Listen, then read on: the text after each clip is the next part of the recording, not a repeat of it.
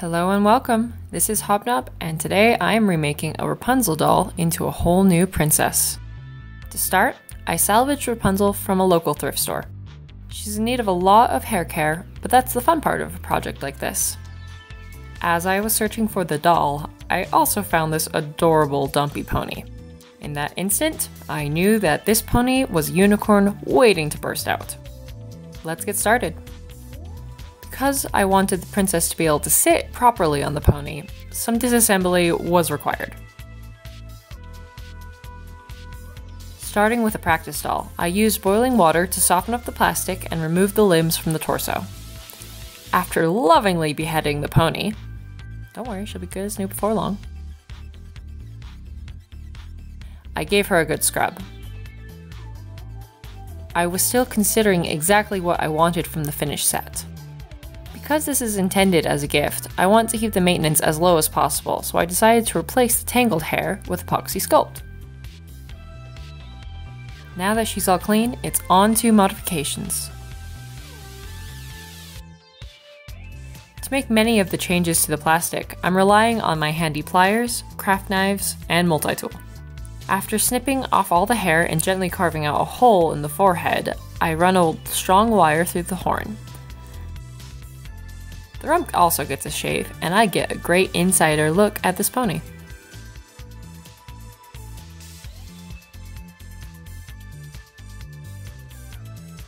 Taking time to give the doll a quick glance over, I start planning how I'll shape and sand the torso and limbs later on.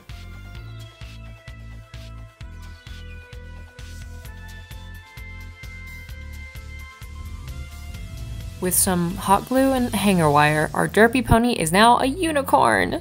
So majestic. I thought a curved horn would suit her rounded features, so from here on, it's time to bust out the clay. This was my first time working with epoxy sculpt, and I'm really happy with the material. Putting the rough shapes down was simple enough, and I spent time making small adjustments and smoothing down the hair and horn over and over again.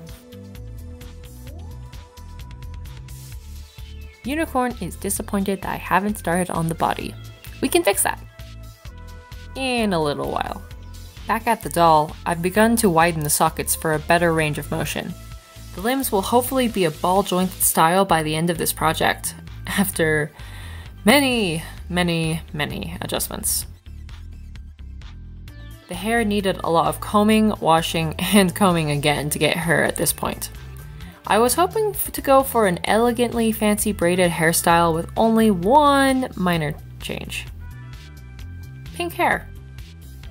I attempted this with Sharpie ink and rubbing alcohol, but I wouldn't say I was very successful.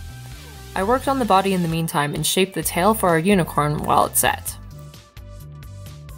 Once the epoxy was hardened, I got to work on painting the base coat for the unicorn and fine-tuning the joints.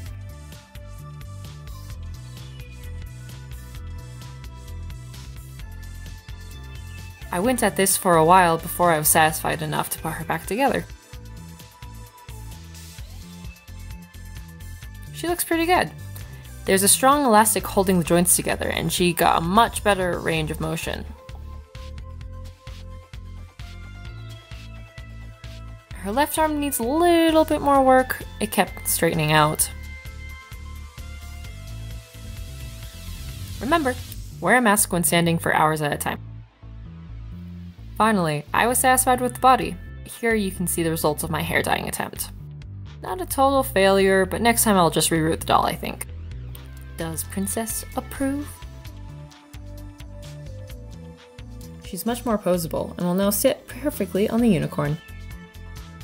And speaking of, to coat the unicorn completely, she learned yoga and meditated between coats and coats and coats of paint. To give her a softer pastel palette, I started working with a peachy orange in thin watery coats, and before long, well, actually 2 hours later, but who's counting? We have this lovely cloud pink. The color will darken with the final varnish, so I'm keeping that in mind with the color choices.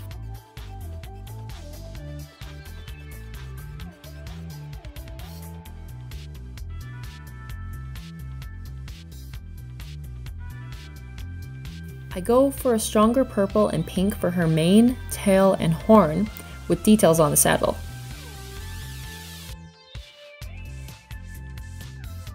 Giving the roots and hooves the darkest colors helped round out the final design, and I add a few gold accents on the bottom of the hooves and the base of the horn. I also bring some life into those eyes by making sure they are looking in the same direction for the first time. Gathering all the sparkly and cute scrap I can find, I want to raise this unicorn to the next level, particularly adding major jewelry to the saddle and hooves.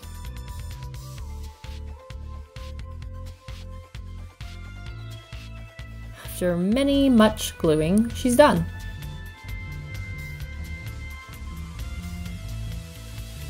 Back to the doll. I've been working on her outfit behind the scenes and didn't want to go into too much detail here. Basically, I made her dress by deconstructing and reconstructing her original dress, and used snaps to fit securely to the doll.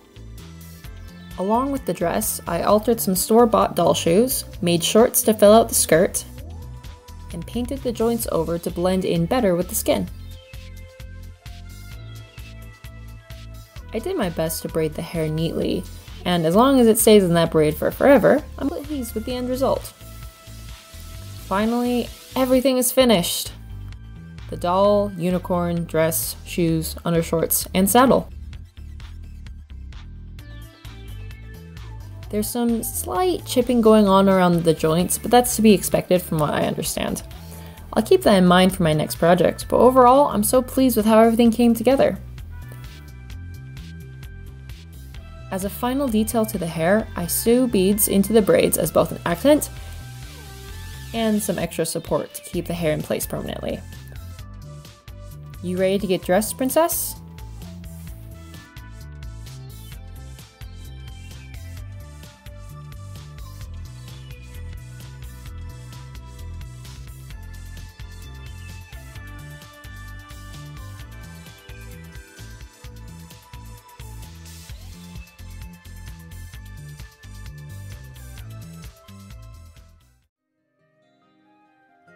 What is this place?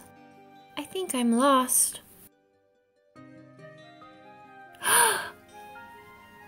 Greetings to you. Where did you come from? I'm here to help you. Just touch my horn and we'll be on our way to adventure.